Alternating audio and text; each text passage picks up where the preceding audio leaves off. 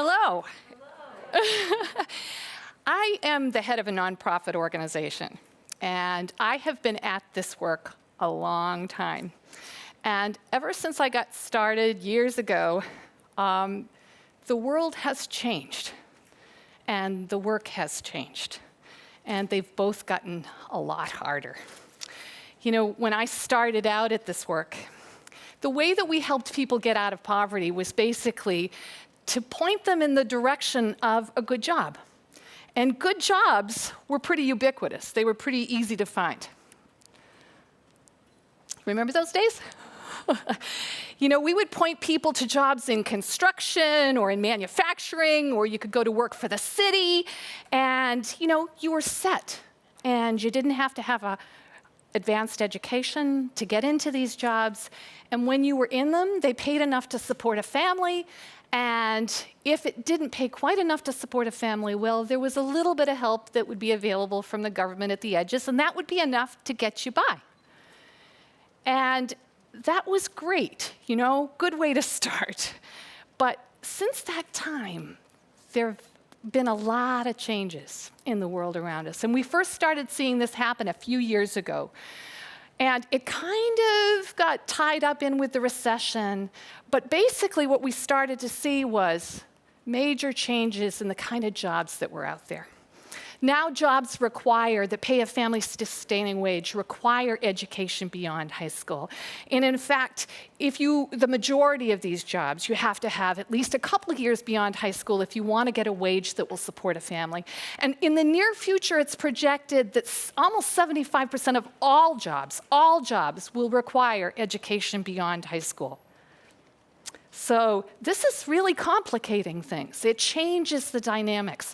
It changes the world of working with low-income families, because suddenly the work that used to be teaching people how to prepare a resume or interview for a job or find the job to apply for the civil service list or whatever has become a process of helping mostly single parents who are earning bupkis, earning not enough to pay their rents, basically try to figure out how to get support for keeping body and soul together at the same time that they have to take care of their kids, at the same time that they have to go to school and have to somehow find their way with that school into a career that will support them and their families.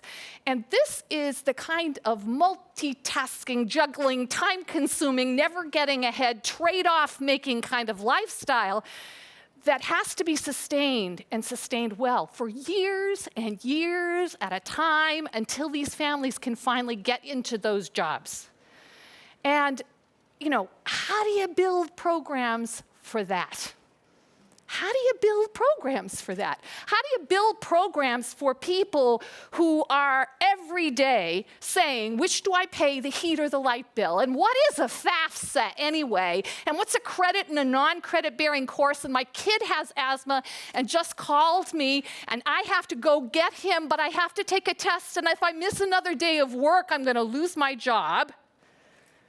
And what is an ultrasound technologist or a CAD/CAM specialist anyway? And how do I even spell those? And, you know, this kind of process requires optimizing every decision of every day, year in and year out, with not an inch tolerance to spare for making the wrong one. You miss that test, and it could be the end. And it takes, you know, it takes the wisdom or the judgment of a Solomon. And it takes the data set of a Google, and it takes the persistence of a presidential candidate, and you have to have a really good flippin' head on your shoulders. And unfortunately, brain science has something to tell us about that. New emerging brain science has something very important to tell us about that very process. Because what that brain science says is that poverty affects our heads. Poverty affects our heads. Poverty affects the real wiring, the circuitry in our brains. It changes our brain circuitry biologically in ways that show up on MRIs. Poverty affects what are known as our executive functioning skills. The areas of our brain that allow us to focus, have memory, juggle, multitask, set goals, follow through, find plan B. And those are the areas of the brain that are most affected by poverty itself. And how does this happen? Well, it happens in two really, really important ways. The first one is one that probably all of us understand and know. When you are in the middle of a high-stress kind of set of circumstances and you're trying to make decisions and juggle and work things wisely, and maybe something rough has happened to you that you're dealing with that's consuming a lot of your thinking, your brain gets swamped. You know, when I've just had backed my car into the garage and hit my husband's tool set, that is not the time for my daughter to be coming to me saying to me, "Is it all right for me to move in with my boyfriend?" That's not, you don't want to be making important decisions right in the middle of that kind of stressful moment. And scientists tell us that this is something that is experienced by all of us, and it's what we call a bandwidth tax. And our brains actually get overloaded. The circuitry gets overloaded, and it compromises the quality of decision-making in the moment. So that's the first way. The second way is a little bit more pernicious. If we've been raised in poverty, if we've experienced this kind of stress for years, year in, year out, our brains actually get built differently. What happens is we get wiring that's very sensitized and built very carefully to react to stresses and dangers. But the wiring that's responsible for surfacing choices, weighing choices, thinking about what we want to do in the future and what would be good for me and what's my plan B, and the ones that are used to having resources and weighing how to optimize those resources are not built out as well for people who have grown up in poverty, because guess what? The options haven't been there. And so what happens is the very wiring that would allow us to be able to optimize this very difficult process of juggling and weighing on a daily basis, how to optimize our time and our resources, is the wiring that gets whacked by poverty itself. The very areas of the brain that we need are the areas of brain that poverty compromises. So this is not good news for people like me, right? This is not a very nice thing for us to hear about science. So why am I smiling? I'm smiling because people like me, we can learn new things. We can reinvent the way that we work. And the biological sciences, brain science, also tells us that these very parts of the brain where the executive functioning decisions are made are parts of the brain that are special. They remain plastic. They can be developed well into old age and into adulthood. In fact, really seriously, you can actually coach, and you can coach in ways that rebuild the circuitry of the brain itself in ways that show up on MRIs. You actually can rebuild brain wiring. So what do people like me do with that information? Well, we try to infuse it into the way that we work. We try to build new coaching models that are looking at how to create opportunities for families, for women, to start exercising these skills and building them out and making them stronger and creating this new wiring. So when you come into our job training programs, instead of seeing people basically saying, how do you fill out, how do you take an interview, how do you fill out, your resume, how do you do that kind of stuff, we do that too. What you're going to see is you're going to see women who are starting the day playing cognitive gaming apps, playing games on computers that basically help improve memory and focus and decision-making skills, and starting the day that way. And what you're going to see when you come into our homeless shelters, our family homeless shelters, is you're going to see women who are sitting down with counselors, and instead of being asked, and a public housing form being pushed across the table to them and asked to fill out that public housing form, what's happening with them is that they are getting brain science-informed scaffolding that allows them to basically array their problems. Multi-sectored problems, the issues they're grappling with in their families, in their health, in their finances, in their career, in their education, and lay it all out and start to tease it apart and think about what next step tomorrow could I make that might leverage change over a longer period of time. Where do I start? What's the next step I take? How do I begin to untangle this Gordian knot of poverty? And this process of beginning to exercise these decision-making and priority-setting skills happens in shelter, and it happens over and over again. And ultimately, the goal is that it happens when we're not even there. And the scaffolding becomes internal skill sets that are built over time. And lives hopefully are changed so that families that are homeless will not go out into housing and become homeless again. Now, I realize that what I'm telling you sounds pretty new agey, kind of dreamy, schemy, kind of like something the next whack job self-help guru with a book to sell is trying to push at you. I realize that. But I have to tell you, it is not that at all.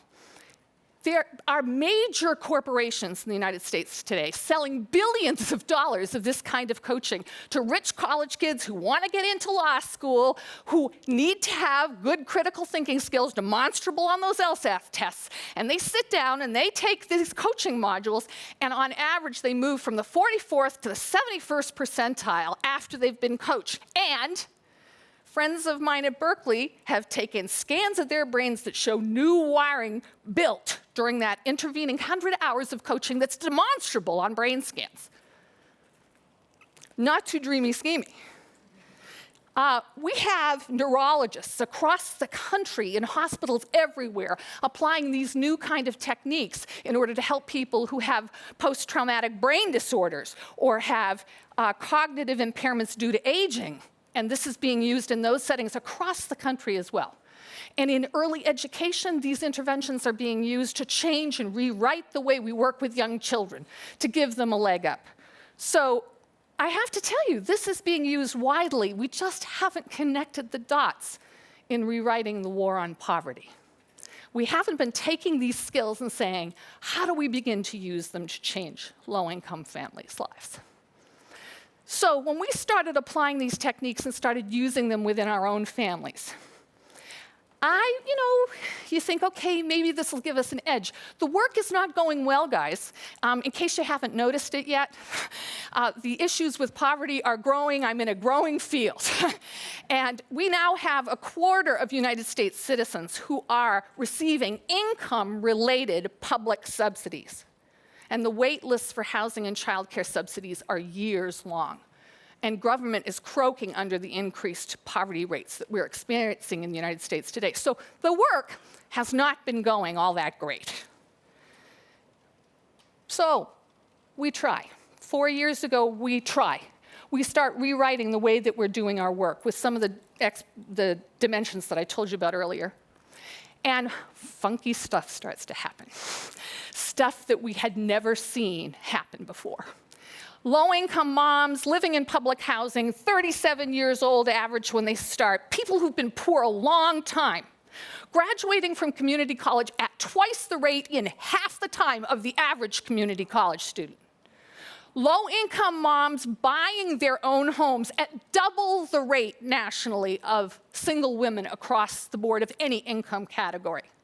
1/3 of these moms getting into family-sustaining jobs of $45,000 to $50,000 a year within 3 years, and still cooking, still trucking. Now, I look at that, and that stuff in my long career I have never seen before. And so I start to think, okay, this is not double-blind here, this isn't randomized controlled trial, but it's good enough for me. I'm going to keep on using this stuff. And so it grows, And 80% of the families that we have in shelter are working or going to school 24 hours a week and are saving money. And 100% of the families that we move out of shelter into the community are retaining their housing for 18 months or more. Again, unheard of outcomes. So I don't have the Holy Grail here. I'm not saying that I have the Holy Grail here, but I have to tell you that I'm going to keep on using what we've got. Because when our moms move into these jobs and they get those jobs, their lives start humming. And when they get into those jobs that these employers need filled, the economy starts humming too. And when their children see them do it, they watch and they build the skills that they need to grow up and flower and live the lives they're intended to lead. And we get to shove a wedge in that cycle of poverty and maybe have a chance to stop it dead in its tracks. Moms, families. Better lives through science, pal. It's a good thing. Thanks.